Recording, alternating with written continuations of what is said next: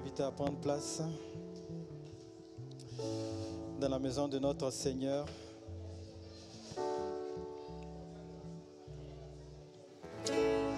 Gloire à toi, Seigneur Jésus. Seigneur, nous te bénissons, nous te rendons grâce. Seigneur Dieu éternel, Père Saint, au nom de Jésus, nous venons à toi, Seigneur, pour te louer, pour t'adorer. Toi, le Dieu saint, le Dieu de gloire, le Dieu de miséricorde. Tu es grand et tu es digne de louange, Seigneur. C'est toi qui veilles sur chacun d'entre nous, c'est toi qui nous a donné la vie, Seigneur Dieu éternel, c'est toi qui nous bénis, Seigneur, c'est toi qui nous conduis en toutes choses ce matin, Père. Nous voulons faire monter vers toi toute notre reconnaissance, notre adoration, notre louange, Seigneur. Notre âme, Seigneur, te bénit ce matin, notre âme te loue, notre âme t'élève ce matin. Viens au milieu de nous, Seigneur. Viens, Saint-Esprit, agis. Sens-toi libre au milieu de nous. Gloire au Seigneur. Amen. Nous sommes dans la présence de notre Seigneur ce matin. Est-ce que vous le croyez? Est-ce que vous croyez que le Seigneur va nous faire encore du bien ce matin? Est-ce que vous croyez que le Saint-Esprit est là? Sa parole le dit. Là où 2 ou 3 sont réunis, il est présent au milieu de nous. Nous devons saisir cette présence par la foi. Le Seigneur dit dans sa parole que pour lui être agréable, il faut que nous croyions que celui qui s'approche de Dieu doit croire que Dieu existe, que Dieu est vivant. Oui, le Seigneur est vivant, il est le même hier, aujourd'hui, éternellement. Et il est là ce matin au milieu de nous. Il est là aux côtés de nous, il est là dans chacune de nos vies. Et ce matin, nous voulons venir devant le Seigneur et dire, Seigneur, je suis là ce matin pour t'adorer. Je suis là ce matin pour te dire merci. Dieu aime qu'on lui dise merci. Je ne sais pas comment vous êtes venus ce matin. Je ne sais pas quels sont vos combats, quelles sont vos difficultés. Mais le plus important, c'est que le Seigneur, lui, le sait. Le Seigneur, lui, le voit. Et il s'en occupe. Amen. Alors nous allons, sentons-nous libres de prendre ce chant qui dit Dieu, tu es grand et digne de louange. Parce que c'est toi qui donnes la victoire. Ce matin, Seigneur, nous voulons plier le genou. Parce que c'est toi qui as vaincu l'ennemi. Tu es le grand vainqueur. C'est toi qui as la solution à toutes nos difficultés, à tous nos problèmes. Et ce matin, Seigneur, nous voulons t'adorer. Dieu, tu es grand.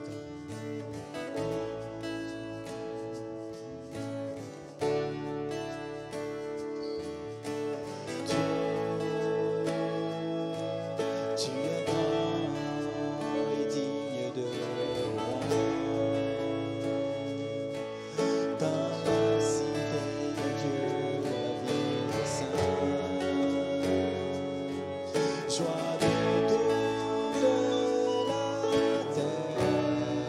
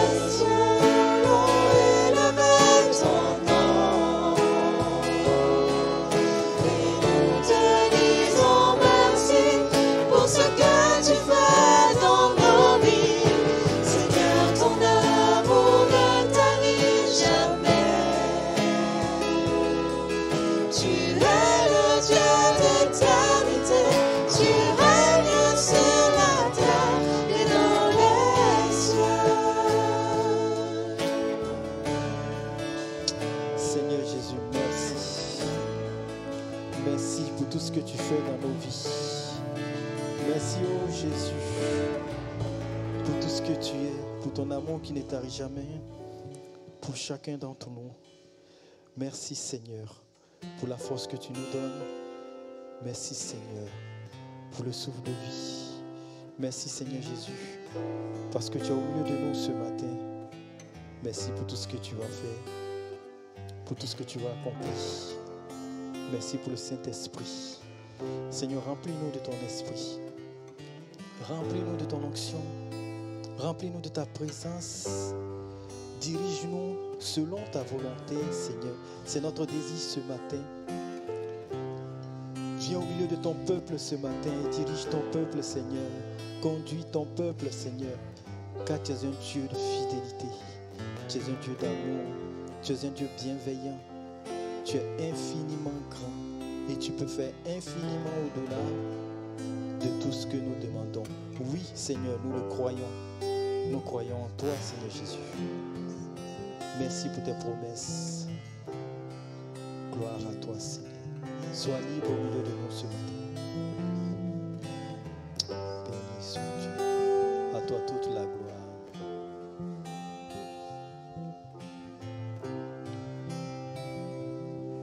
Dieu de l'impossible.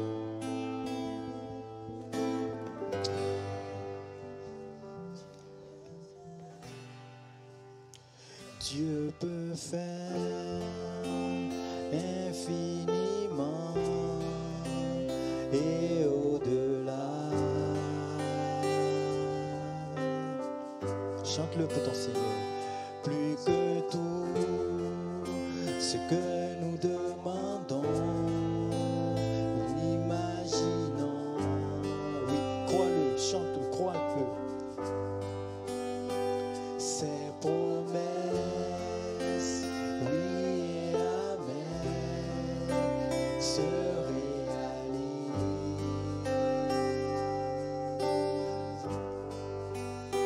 Sa parole sûre et certaine, elle s'accomplira. Ce ne sont pas de vaines paroles, car il est puissant. Dieu est puissant. Dieu de l'impossible. Je sais qu'il peut tout accomplir. Tout accomplir, il est sans limite.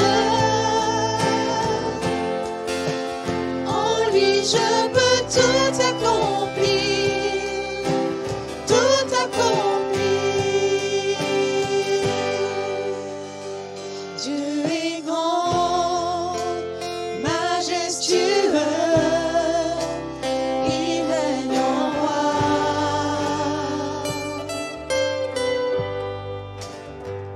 Il ordonne, calme les tempêtes, il a tout pouvoir.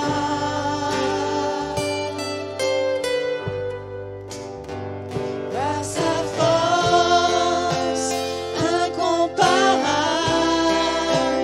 il nous soutient.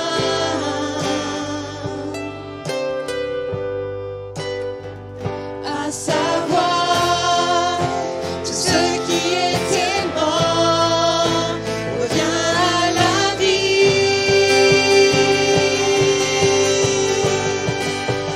Dieu de l'impossible. Je sais qu'il peut tout accomplir.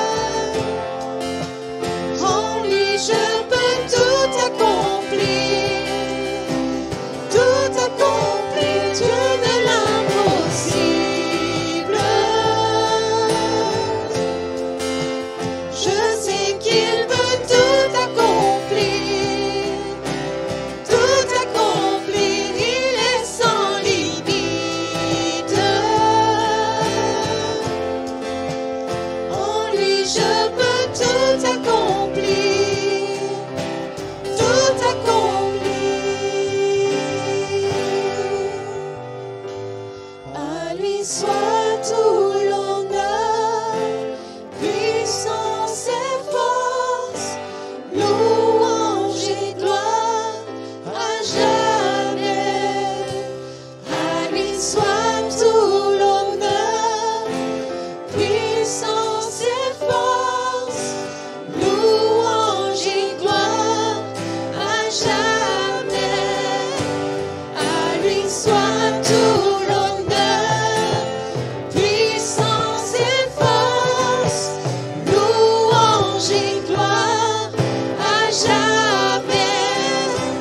À lui soit tout l'honneur, puissance et force, louange et gloire à jamais. Dieu de l'impossible, je sais qu'il peut tout accomplir, tout accomplir, il est sans limite. En lui je peux tout accomplir, Dieu de l'impossible. Je sais qu'il peut tout accomplir, il est sans limite. En lui je peux tout accomplir, tout accomplir. Que la voix, lui soit toute la gloire. À lui soit tout l'honneur, puissance et force, louange et gloire à jamais. À lui soit tout l'honneur, puissance et force, louange et gloire à jamais. À lui soit tout l'honneur, puissance et force, louange et gloire à jamais. À lui soit tout l'honneur, puissance et force, louange et gloire à jamais. Dieu de l'impossible, je sais qu'il peut tout accomplir, il est sans limite. En lui je peux tout accomplir, possible. Je sais qu'il peut tout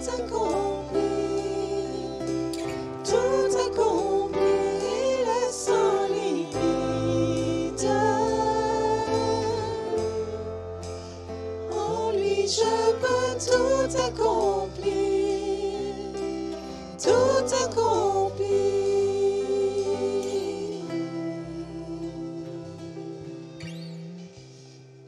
Oui, notre Seigneur, ton Dieu, est puissant.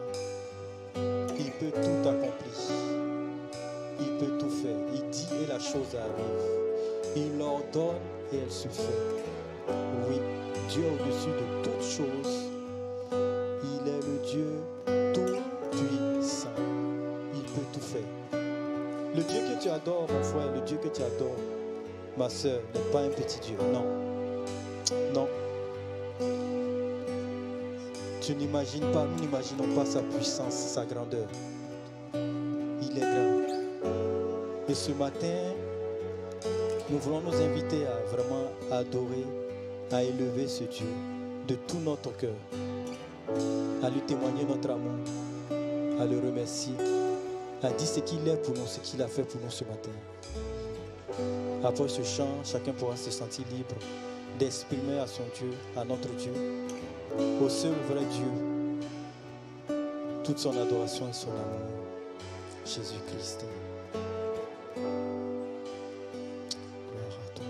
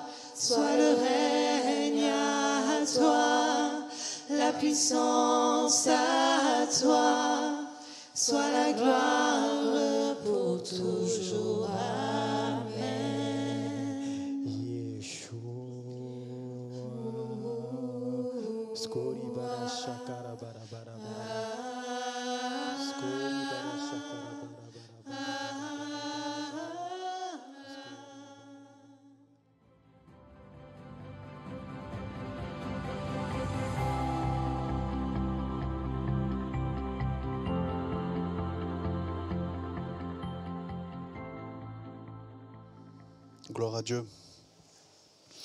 Donc nous allons ouvrir la parole de Dieu ensemble au psaume 23, que beaucoup connaissent. Psaume 23. Et pour ceux qui le connaissent, on peut le dire ensemble. Psaume 23. L'Éternel est mon berger, je ne manquerai de rien. Il me fait reposer dans de verts pâturages. Il me dirige près des eaux paisibles. Il restaure mon âme. Il me conduit dans les sentiers de la justice à cause de son nom. Dans la vallée de l'ombre de la mort, je ne crains aucun mal, car tu es avec moi. Ta houlette et ton bâton me rassurent. Tu dresses devant moi une table en face de mes adversaires. Tu oins d'huile ma tête et ma coupe déborde. Oui, le bonheur et la grâce m'accompagneront tous les jours de ma vie et j'habiterai dans la maison de l'Éternel jusqu'à la fin de mes jours. Amen, amen et amen. Vous voyez, l'émotion peut même faire oublier ces paroles si belles. Quel psaume merveilleux, c'est un psaume rempli de promesses, rempli de bénédictions, c'est une pluie de bénédictions. On pourrait prêcher des jours et des jours sur ce psaume, mais je n'ai pas autant de temps que ça. Le psaume est rempli de tout ce que Dieu peut nous apporter. Sa présence, sa bonté, son onction, sa fidélité, sa douceur, son amour, tout est là. Les promesses sont là. Mais quand on lit bien ce psaume, si on fait bien attention, ce psaume, oui, nous dit qu'il y a des promesses pour nous, mais ces promesses, sont pour ceux qui suivent leur berger. Ces promesses sont pour ceux qui répondent à l'appel du berger. C'est ce que nous dit ce psaume. Il nous parle des bénédictions que le berger va nous donner, mais il nous parle aussi des attitudes qui sont nécessaires pour que nous fassions partie du troupeau. Faire partie du troupeau du berger a ses exigences. Avant de recevoir certaines bénédictions, il faut passer par des chemins qui sont parfois difficiles. Avant les bénédictions, il y a la repentance. Avant les bénédictions, il y a l'obéissance. Avant les bénédictions, il y a la soumission. Avant les bénédictions, il y a le brisement. Ce ne sont pas des moments faciles, ce ne sont pas des choses simples, ce ne sont pas des choses par lesquelles nous avons humainement envie de passer. Mais ces choses-là sont nécessaires si nous voulons recevoir les bénédictions que nous promet ce psaume. Ce psaume nous parle notamment donc de 4 attitudes qu'on va évoquer ensemble, 4 attitudes qui sont absolument nécessaires pour celui qui veut suivre Dieu. Suivre Dieu, c'est Jésus, c'est mettre Jésus au centre de sa vie, c'est mettre Jésus au centre de son cœur. Vous connaissez le livre de l'Apocalypse qui nous parle des lettres qui sont envoyées aux 7 églises, et notamment une lettre qui est envoyée à l'église de Laodicée, que vous connaissez peut-être, cette lettre qui s'adresse à cette église, qui s'adresse aux chrétiens de cette église. Ce sont les chrétiens des derniers temps quelque part, et cette lettre s'adresse à ces chrétiens en leur disant « Vous avez un cœur tiède. Vous n'êtes ni froid ni bouillant, vous êtes tiède. » Je crois que c'est ça, être éloigné de Dieu, être tiède. On a arrêté de suivre Dieu, on a arrêté d'obéir à Dieu. Peut-être qu'on n'a jamais commencé, mais on n'obéit pas, on n'écoute pas. On ne veut pas se courber, on ne veut pas obéir. On veut les bénédictions, mais on ne veut pas être brisé. On ne veut pas que ça coûte. Mais c'est à ce moment-là, je crois que c'est à ce moment-là que le péché et le compromis rentrent dans notre vie. C'est à ce moment-là, c'est quand on dit non à Dieu, quand on refuse de se courber. Et c'est le sens de ce psaume 23. C'est le sens de ce psaume 23 qui nous dit quelque part, si tu veux faire partie du troupeau de Dieu, tu lui dois l'obéissance. Tu lui dois l'amour. Tu dois le rechercher de tout ton cœur. C'est ça, faire partie du troupeau de Dieu. Alors la première attitude, je crois, c'est d'être sa brebis. Ça peut paraître simple, mais c'est la première phrase du psaume. L'Éternel est mon berger. Si tu déclares l'Éternel est mon berger, peut-il dire en retour que tu es sa brebis? Si on interroge le Seigneur, si tu interroges le Seigneur, Seigneur, suis-je une brebis pour toi? Que va-t-il répondre? Tu déclares qu'il est ton berger, mais es-tu sa brebis? Moi, cette phrase, quand je la prononce, l'Éternel est mon berger, tout de suite, ça réchauffe mon cœur. Je ne sais pas pour vous, mais l'Éternel est mon berger, c'est une déclaration qui nous remplit de sa présence, tout de suite.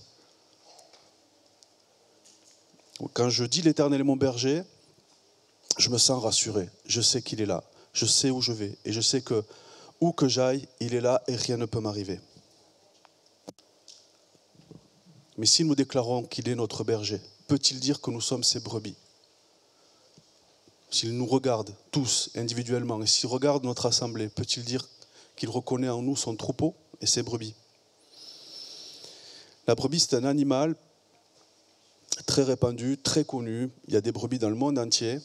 Et c'est un animal très aimé. Tout le monde aime les brebis. C'est un animal très affectueux. La brebis a 5 caractéristiques, enfin elle en a bien plus, mais je vais m'arrêter sur 5 caractéristiques en rapport avec le message d'aujourd'hui. La première caractéristique, c'est la brebis. C'est un animal dont on dit qu'elle a un instinct grégaire. Grégaire, ça veut dire quoi? Ça veut dire que la brebis est faite naturellement pour vivre en troupeau. Elle est faite pour vivre en communauté. Vous ne verrez jamais une brebis vivre seule dans son coin. Ça n'existe pas. Ce n'est pas un animal solitaire. C'est un animal fait pour vivre en communauté, en groupe. C'est sa nature. D'ailleurs, quand on les observe, vous verrez, elles sont tout le temps en petits groupes. Elles se serrent les unes contre les autres. Elles n'aiment pas la solitude. Elles ne sont pas faites pour ça. Deuxième caractéristique, elles sont calmes. Elles sont très calmes et elles sont dociles. Elles suivent le berger. le berger fait obéir son troupeau. Des fois, on a des troupeaux immenses, ça peut être des troupeaux de 500, 1000 brebis. Et on voit que le berger est obéi. Les brebis le suivent. Elles le suivent avec une grande confiance. Elles ont une grande confiance en lui. Pourquoi ? Parce qu'elles lui sont complètement soumises. Elles ont compris que le berger est leur guide. Elles ont compris qu'elles doivent leur survie dans la montagne à leur berger. Et parce qu'elles ont compris ça, elles le suivent les yeux fermés. Troisième caractéristique, les brebis sont inoffensives. Elles sont incapables de faire du mal. C'est dans leur ADN. Vous ne verrez jamais une brebis attaquer un autre animal. C'est un animal doux. C'est un animal inoffensif. La contrepartie, c'est que c'est un animal vulnérable. Une brebis ne sait pas se défendre. Elle ne peut pas se défendre. Si un prédateur l'attaque, la brebis ne sait pas se défendre. La seule stratégie que les brebis ont pour se défendre, c'est de fuir. Elles fuient en troupeau. C'est comme ça que des fois, vous verrez peut-être dans les actualités, vous ferez attention, on trouve des troupeaux de brebis au fond des ravins, parce qu'un ours ou un renard a attaqué, elles ne savent pas répondre à l'attaque, donc elles fuient, et ça se termine au fond du ravin, malheureusement. Quatrième caractéristique, les brebis sont des animaux intelligents. Pendant longtemps, on a cru que les brebis étaient des animaux un peu idiots. Des études scientifiques ont montré le contraire. Les brebis sont des animaux très intelligents. Elles sont capables d'apprendre, elles sont capables de reconnaître. Elles reconnaissent le visage de leur berger. Elles reconnaissent aussi sa voix. Elles sont capables de tout ça. Et cinquième caractéristique, c'est plus physiologique, mais c'est très intéressant. Les brebis sont des animaux qui ont besoin tous les jours de boire une grande quantité d'eau. Au moins 5 litres, et jusqu'à 10 litres, peut-être même plus, les journées où il y a des fortes chaleurs. Et elles ont besoin d'une eau, pas n'importe laquelle, elles ont besoin d'une eau fraîche et d'une eau pure. Vous ne verrez pas une brebis boire dans une eau boueuse, dans une flaque d'eau boueuse. Vous ne verrez pas une brebis boire dans une eau qui contient des algues, ce genre de choses. La brebis a besoin d'une eau fraîche et pure. Comment pourrons-nous avoir nous-mêmes un cœur de brebis ? Parce qu'il faut un cœur de brebis pour suivre le berger. Nous avons naturellement un cœur dur, un cœur raide. C'est naturel chez l'homme.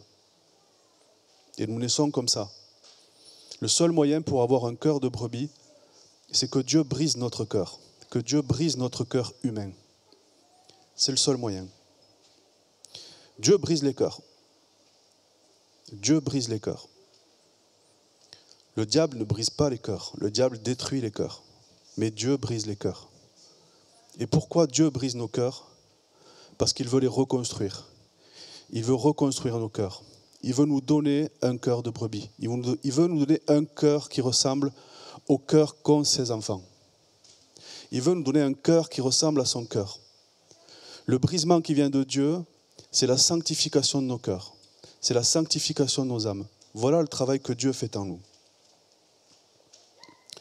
Il nous brise pour nous corriger, parce que nous avons des défauts. Il nous brise pour nous rendre saints. La sanctification, c'est ressembler jour après jour et toujours un peu plus à Jésus. On ne peut pas faire partie du troupeau si on n'a pas un cœur de brebis. Sinon, ça ne va pas. Il y a quelque chose qui ne va pas. Quelqu'un qui est dans le troupeau et qui n'a pas le cœur de brebis, ça se voit, ça pose des problèmes. La brebis a un grand ennemi. Le cœur de la brebis a un grand ennemi, c'est l'ego. C'est notre moi, notre ego, notre orgueil. Ça, c'est notre grand ennemi. C'est le grand ennemi du cœur de la brebis. Mais la brebis a un ami. Et cet ami, c'est le brisement qui vient de Dieu. Quand on vient dans une assemblée qu'on n'a pas un cœur de brebis, on a encore un comportement qui n'est pas celui que le berger attend dans son troupeau. On va commenter, on va juger, on va critiquer. Et tu as vu celui-ci, et celle-là, tu as entendu ce qu'elle a dit, et ces deux-là, tu les as vus ? Ah, puis la chorale, tu as entendu, ça chante faux. Hein. Il y en a un qui chante faux, là. Et puis cette église, je ne sais pas, il n'y a pas d'onction. Voilà ce qu'on peut entendre d'un cœur qui n'est pas un cœur de brebis et qui vient dans le troupeau. Et celui qui pense comme ça ou celui qui réagit comme ça, en fait, le problème, il est chez lui. Le problème, il est dans son cœur. Le problème est dans son cœur. La parole dit que nous qui sommes forts, nous devons supporter les faiblesses de ceux qui ne le sont pas. Voilà ce que dit la parole. Nous qui sommes forts, nous devons supporter les faiblesses de ceux qui ne le sont pas. Si tu vois quelqu'un qui est faible, va vers lui. Aime-le. Parle avec lui. C'est ça un cœur de brebis. Vous ne verrez jamais une brebis fuir un troupeau. Ça n'arrive pas. Une fois que la brebis est dans le troupeau, elle reste dans le troupeau. Vous ne verrez pas une brebis fuir pour s'isoler et mener sa vie tranquillement de son côté. Si tu es dans le troupeau, tu as obligatoirement un cœur de brebis. Et si tu n'as pas un cœur de brebis, demande-le à Dieu. On n'a jamais vu un berger s'occuper d'une brebis. Personne n'a jamais vu ça. Un berger s'occupe d'un troupeau.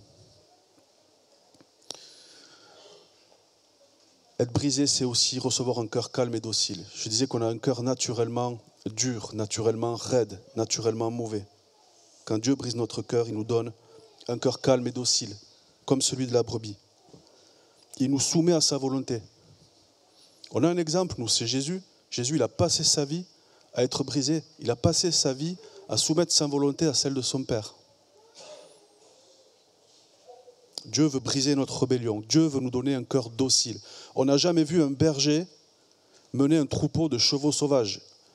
Ça s'appelle autrement. Je ne sais pas comment ça s'appelle d'ailleurs, mais ça s'appelle autrement. Le berger, il conduit un troupeau de brebis.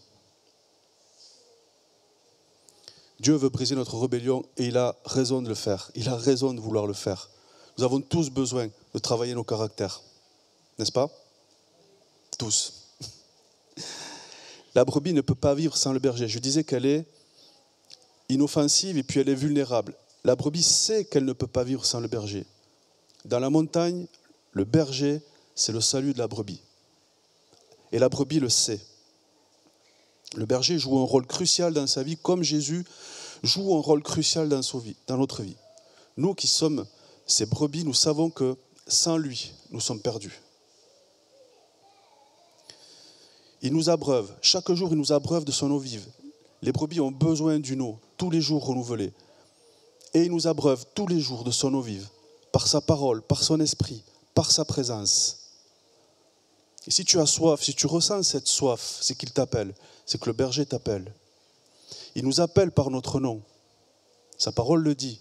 Il nous appelle par notre nom. Et les brebis, nous qui sommes ces brebis, nous savons le reconnaître, nous le reconnaissons. Et si tu reconnais sa voix, c'est qu'il t'appelle. Si tu n'étais pas sa brebis, tu ne reconnaîtrais pas sa voix. Si tu reconnais sa voix, c'est que tu es sa brebis. Le deuxième trait de caractère, c'est se laisser diriger.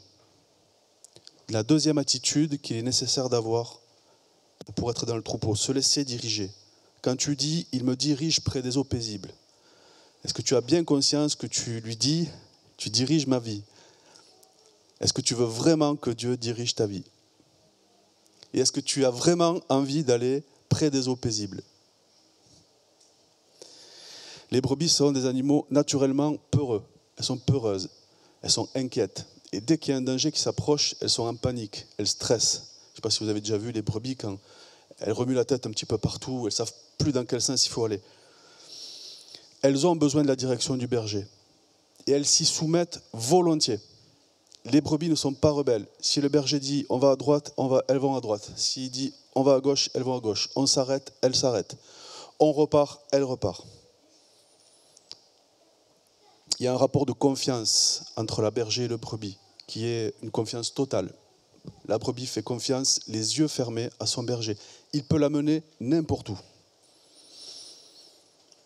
Le berger travaille nos cœurs. Dieu travaille nos cœurs de plein de façons différentes, avec plein d'outils différents.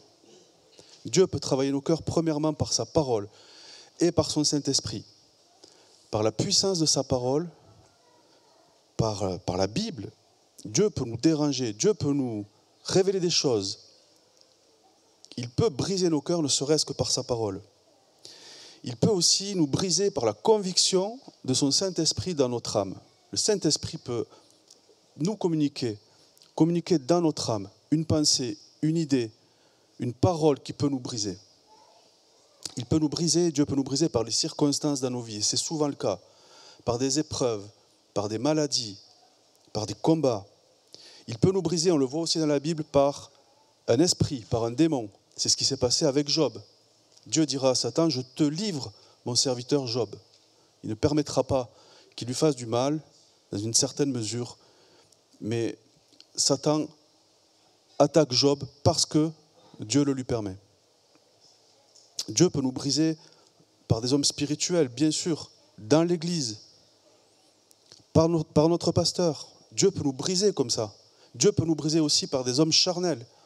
Il peut utiliser des hommes charnels.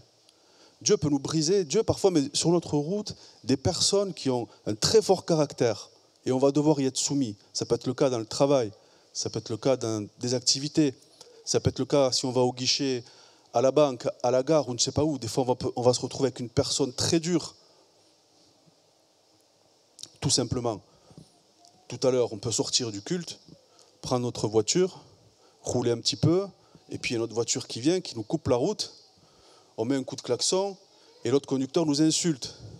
Et nous, on répond. Vrai ou pas vrai? Ça arrive ça. Hein? Dieu nous montre de plein de façons différentes. Même par un homme charnel, l'homme charnel en face, il ne sait même pas qu'il est en train de te briser. Il ne le sait pas. Mais dans plein de situations différentes, Dieu nous montre quoi? Il nous montre notre orgueil. Il nous montre notre impatience. Il nous montre notre manque de maîtrise. Il nous montre tout ça. Et petit à petit, Dieu travaille nos cœurs. Et petit à petit, Dieu nous amène à nous rendre compte de la nature de notre cœur, ce qu'il y a vraiment dans nos cœurs. Dieu peut nous briser dans notre propre famille. Dieu peut nous briser par notre conjoint. Dieu donne une femme à un mari, pas forcément pour lui briser le cœur, mais ça y contribue. La femme peut briser le cœur de son mari. Le mari peut briser le cœur de sa femme. Dieu aime le mariage, Dieu aime l'homme et la femme. Dieu les a unis pour le bien, pour le meilleur, pour l'amour. Mais il sait aussi qu'en les unissant, ils vont se briser l'un et l'autre. On dit que le témoignage d'un homme, il est dans la bouche de sa femme. Et inversement, le témoignage de la femme est dans la bouche de l'homme. Dieu a uni l'homme et la femme pour qu'ils soient complémentaires et qu'ils s'élèvent l'un et l'autre dans le mariage. Et on peut se briser l'un et l'autre par amour, dans l'amour. Et c'est nécessaire. On peut entendre des reproches tous les jours. Moi, j'entends des reproches tous les jours. Et je rends grâce à Dieu pour ces reproches. Parfois, c'est dur. J'ai du mal. Et je me dis que ce n'est pas normal d'entendre ces reproches. Mais je me dis aussi dans mon cœur, vraiment, je me dis dans mon cœur qu'il y a une part de vérité. Dieu me travaille comme ça. Dieu peut nous travailler aussi par nos enfants. Quand les enfants sont petits, Dieu nous travaille par la patience, par la maîtrise de soi, par la bonté, la bienveillance. Il brise nos cœurs au travers de nos enfants. Puis les enfants grandissent. Et un jour, c'est les enfants qui nous apprennent des choses. Dieu nous travaille encore. Il brise notre cœur. Il nous apprend l'humilité. Et puis les enfants continuent de grandir. Et quand vous regardez vos enfants, Dieu révèle des choses à votre cœur. Quand vous regardez vos enfants, Dieu vous montre le père que vous avez été ou la mère que vous avez été. Et Dieu peut encore briser votre cœur comme ça. On a tous besoin d'être brisés. Tous. Même si c'est dur, même si ça fait mal, on en a besoin. La Bible emploie une expression pour les hommes durs, les hommes au cœur dur, c'est les coups raides. Vous connaissez cette expression, qui était beaucoup utilisée pour parler du peuple dans le désert. Le rebelle, lui, refuse de changer. On est rebelle de nature, on est rebelle de naissance. Quand vous tournez vers un enfant, vous lui dites « Viens avec moi, on va aller ranger la vaisselle. » Non, je vais jouer. Alors, fais tes devoirs. Non, je ne veux pas, je vais aller me promener. Et les enfants sont naturels et les enfants sont rebelles. Moi, j'ai eu un cœur rebelle. Toute ma vie, j'ai donné mon cœur à Jésus, j'avais 32 ans. Ça veut dire quoi? Que pendant 32 ans, j'ai un cœur qui s'est endurci. Et un cœur dur de 32 ans, c'est un cœur très dur. Donc il faut le briser et le briser encore et encore. Et Dieu fait un travail et Dieu n'a pas fini. Et c'est vrai pour chacun de nous. Nous sommes nés rebelles. Et tout le temps où nous avons vécu loin de Dieu, rebelles à Dieu, nous avons endurci notre cœur. Et il est encore temps de retourner à Dieu. Mais Dieu va briser ce cœur. C'est absolument nécessaire parce qu'un berger ne peut pas conduire un troupeau de cœur dur. Un berger conduit un troupeau de cœur malléable. Un cœur malléable. C'est un cœur qu'on peut diriger. C'est un cœur qu'on peut orienter. C'est un cœur à qui on peut montrer des choses et qui va les comprendre, qui va savoir prendre du recul, qui va savoir changer d'avis. C'est ça un cœur malléable.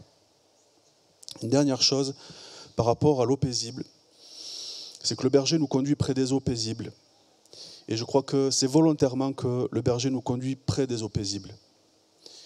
En montagne, il y a les eaux paisibles et il y a les eaux agitées. Quand vous allez à la source d'un torrent, l'eau est agitée. Mais là, le berger conduit les brebis près des eaux paisibles. Ça nous parle de tranquillité, ça nous parle de verdure, ça nous parle de repos, ça nous parle de tout ça. Mais moi, ça me parle aussi quand je m'approche d'une eau paisible et je vois la brebis qui s'approche de l'eau paisible.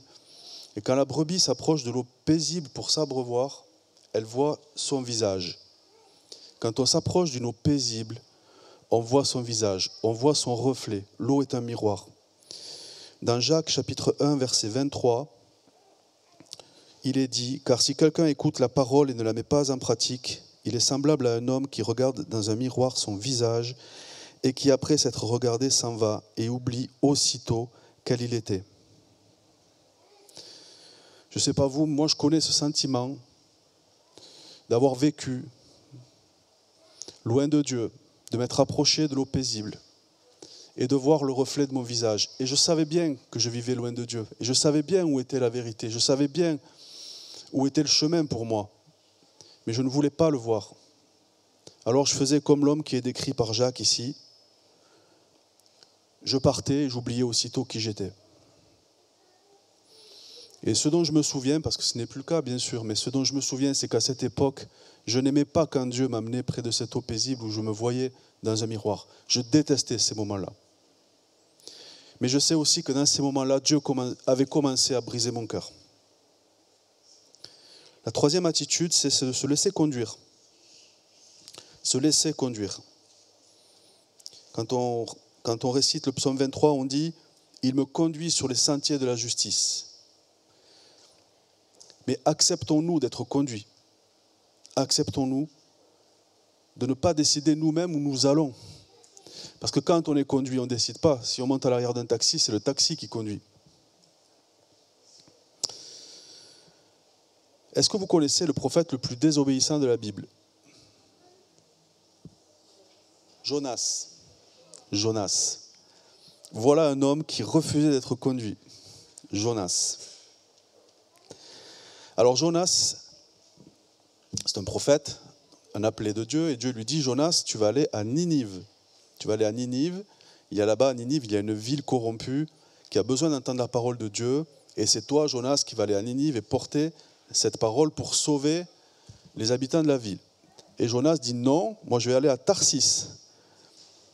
La parole de Dieu dit qu'il a fui, il s'est enfui, littéralement. Il s'est enfui et il voulait partir loin de la face de Dieu. Donc il devait aller là-bas, il est parti là-bas. Donc ça, si ça, c'est pas refuser d'être conduit, je ne sais pas comment ça s'appelle. Donc Jonas, il a voulu partir à Tarsis. Et pour ça, il fallait prendre un bateau. Donc Jonas prend le bateau, il monte dans le bateau, et pendant le voyage, Dieu déclenche une tempête. Une très forte tempête.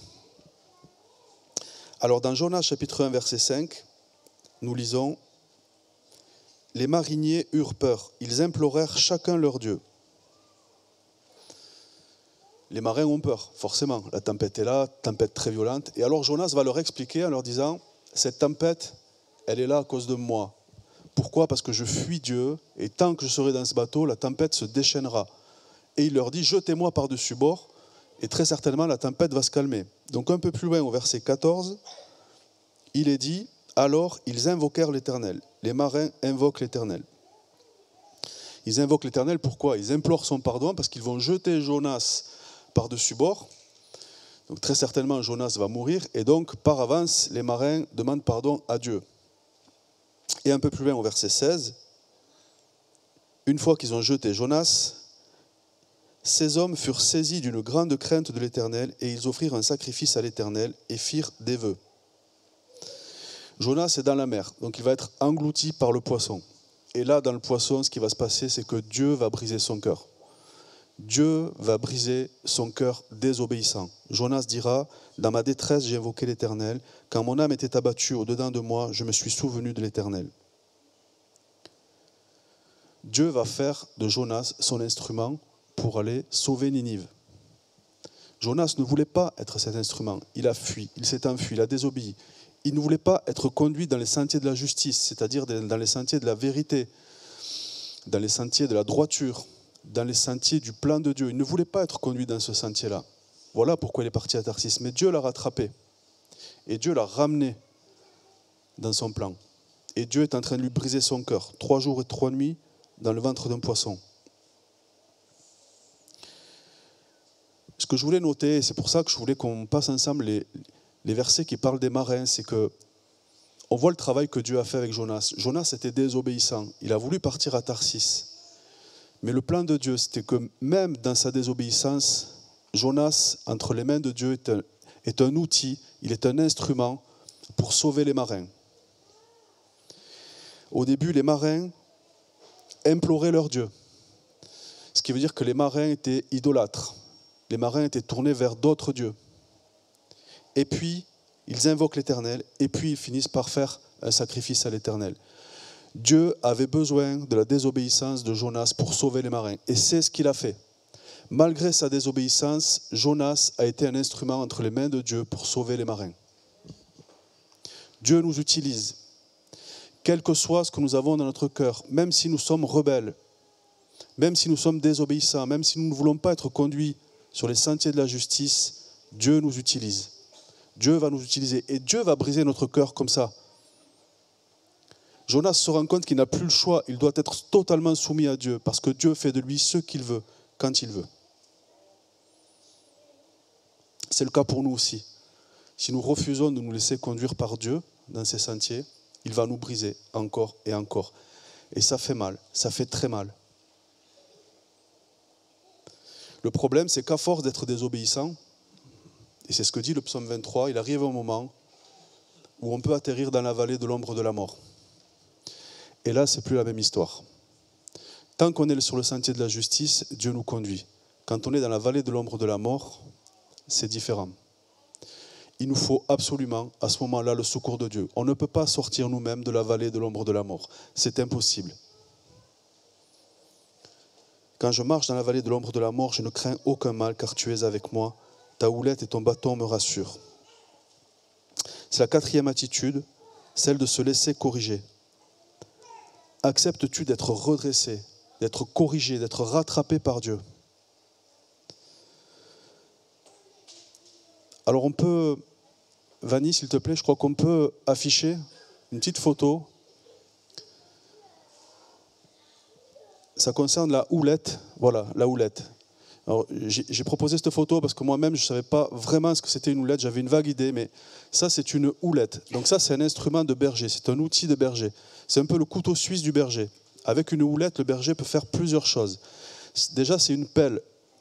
Donc avec la pelle, il creuse. Il creuse quoi? Des mottes de terre. Parce que quand une brebis s'en va un peu trop à l'écart du troupeau, il creuse une motte, il jette la motte dans la direction de la brebis et elle comprend qu'elle doit revenir dans le troupeau. Ensuite, il y a le petit crochet à droite. Donc ça, c'est le crochet qui permet au berger d'attraper la brebis par la patte quand elle s'échappe et qu'elle s'éloigne du troupeau. Et puis il y a le bâton. Alors le bâton, on ne le voit pas, mais donc il est au bout de l'outil. Donc le bâton, pour le berger, il a 2 fonctions. La première, il s'appuie pour marcher, pour avancer. Puis la deuxième fonction, si un prédateur s'approche d'une brebis, il peut donner un coup avec. D'ailleurs, vous ne verrez jamais un berger frapper une brebis. Vous ne le verrez jamais. Les bergers ne frappent pas les brebis. Les bergers aiment les brebis. Voilà donc cet instrument qui est très particulier. C'est vraiment un instrument propre au berger.